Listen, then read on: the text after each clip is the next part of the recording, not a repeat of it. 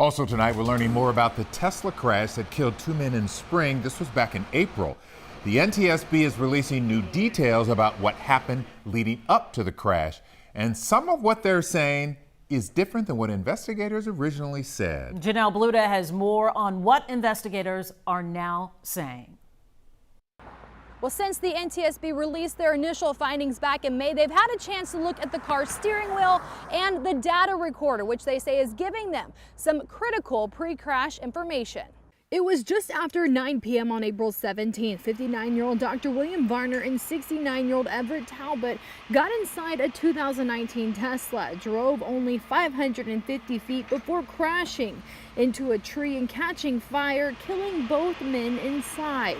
Initially, Precinct 4 constables said they are 100% certain that no one was in the driver's seat driving that vehicle at the time of impact. Their investigators were sure no one was driving the car, but new details released by the NTSB today contradict that. The NTSB says footage from the owner's home security camera shows the owner entering the car's driver's seat and the passenger entering the front passenger seat. And since the crash, the NTSB has looked at two things. First, the steering wheel. The report says while some damage was caused by the post-crash fire, deformation along the top and left side of the steering wheel's outer rim was due to an impact. On top of that, NTSB says data from the car's recorder indicates that both the driver and the passenger seats were occupied and the seatbelts were buckled when the crash happened.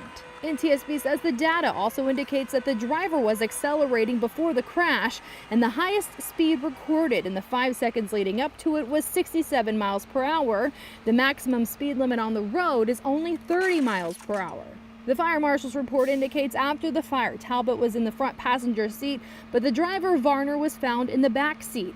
Autopsy results show Varner died in part to smoke inhalation, which means he was still breathing after the crash. The NTSB says this is not a final report. They're still looking at several things like the car's autopilot system and the driver's toxicology results before making a final conclusion. Back to you.